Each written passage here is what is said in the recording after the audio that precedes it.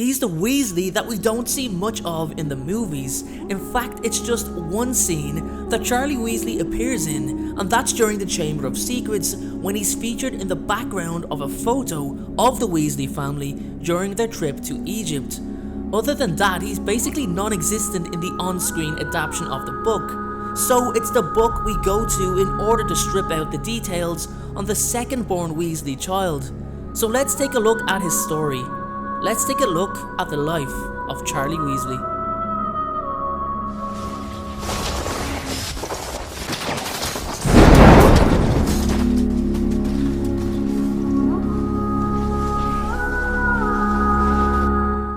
Charlie was born on December 12, 1972, to parents Arthur and Molly. He was born during the Wizarding War and just 9 years of age when Voldemort suffered his first defeat, meaning Charlie entered Hogwarts when the Wizarding world was finally at peace. And when he did start his first term at Hogwarts School of Witchcraft and Wizardry in 1984, Charlie was sorted into Gryffindor House, like his older brother, his parents and late uncles before him, and was also in the same year as Hufflepuff Nymphadora Tonks. Charlie began to develop a keen interest in magical creatures. He was fascinated by many, but none more so than dragons. In his third year, Charlie elected to take the Care of Magical Creatures class since he also loved being outdoors.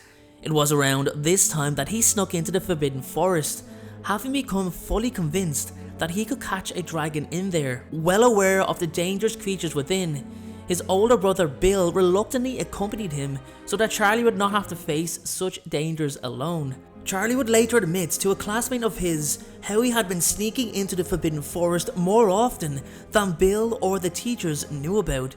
It was there that he met and befriended a centaur by the name of Torvus, though he seldom talked about it because he did not want to come across as bragging, in addition to also not wanting people to know where he sometimes went off to.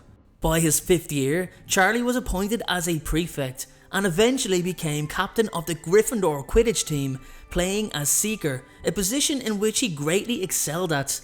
After he left Hogwarts, the Seeker position for the Gryffindor Quidditch team was taken by his younger brother Ron's best friend, Harry Potter.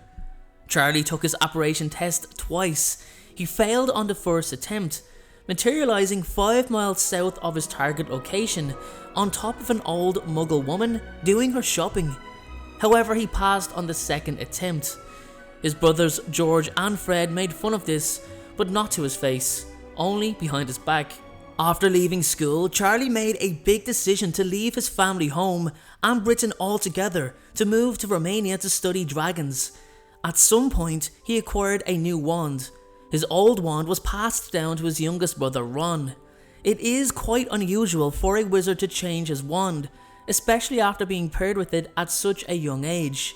It is possible, however, that due to the Weasleys' financial struggles, the wand Charlie originally had could have been a cheaper second-hand wand from somewhere other than Ollivander's, and now, with him in a position of financial power, Charlie may have decided to purchase a wand that actually chose him. Despite his impressive career in the study of dragons, many of his peers believed that if Charlie had chosen to, he could have played Quidditch professionally and would have been good enough to play for the English national side. At Christmas in 1991, Charlie was visited by his parents and his sister Ginny, and during the early part of 1992, he received a letter from his younger brother Ron asking for help in getting rid of a baby dragon Rubeus Hagrid acquired off a man in a pub. The dragon, a Norwegian ridgeback named Norbert, was being illegally kept, but Ron, along with his friends Harry Potter and Hermione Granger, did not want Hagrid to get into trouble. Charlie, who had always got on well with Hagrid because of their shared love of dragons, amongst many other creatures, agreed to help and arranged for some of his friends to pick up Norbert and deliver him to the Dragon Sanctuary in Romania where Charlie worked. In 1993, Charlie joined the rest of his family for a holiday in Egypt after his father won 700 galleons in the annual Daily Profit Grand Prize Galleon draw. 1 year later, during the summer of 1994, he returned to the borough to attend the Quidditch World Cup with the rest of his family. He also met Harry Potter for the very first time.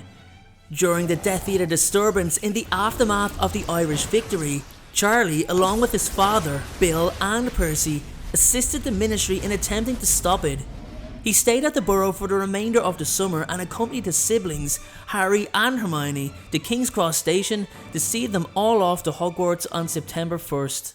During the Triwizard Tournament, Charlie assisted in bringing nesting mother dragons to Hogwarts for use in the first task. They were transported over using a sleeping draft, and he did not dare to tell his mother about them, considering that she was still very angry about Harry being allowed to compete in the tournament in the first place. He remained on hand during the task in case the dragons got out of hand, and congratulated Harry on beating the Hungarian Horntail. He relayed Harry's performance to Bill, saying it was incredible. He attempted to get time off to attend the third task, but unfortunately wasn't able to. When Albus Dumbledore reconstituted the Order of the Phoenix to oppose Lord Voldemort, Charlie joined alongside his family. While his brother Bill returned to England to better serve the Order, Charlie remained in Romania and was assigned to recruit foreign wizards to the cause. In the summer of 1997, Charlie once more returned to the Burrow, this time to serve as best man at Bill's wedding to Fleur Delacour.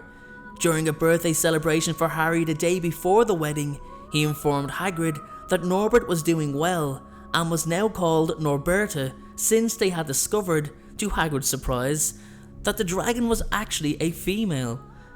When the wedding was broken up by Death Eaters in the wake of the fall of the Ministry of Magic, Charlie was questioned alongside his family, but was safe. He presumably returned to Romania, as both his father and brothers were allowed to return to work. While the rest of the Weasley family answered Neville Longbottom's call to arms to fight at the Battle of Hogwarts, Charlie did not join them immediately, possibly due to being out of the country at the time. During this time, his younger brother Fred was tragically killed during the first half of the battle, something Charlie was initially unaware of. However, he did arrive towards the end of the battle alongside Horace Slughorn, leading hundreds of reinforcements consisting of the residents of Hogsmeade and the friends and family of all the Hogwarts students who had chosen to stay and fight Lord Voldemort and his Death Eater army. Arriving just as Neville slayed Nagini, he led them into battle against Lord Voldemort's Death Eaters, strengthening the weakened defenders of the castle. With the added fighters, the defenders of Hogwarts were able to push Voldemort's army back, until only Bellatrix and the Dark Lord himself were the only two left. He also witnessed his mother killing Bellatrix and Harry defeating Lord Voldemort once and for all.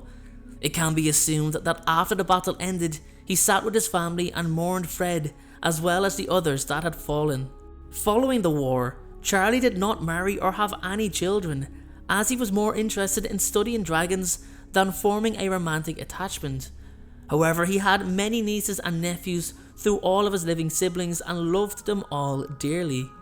As of the summer of 2014, he was still unmarried, which prompted the nosy journalist Rita Skeeter to wonder what were the reasons behind his prolonged celibacy.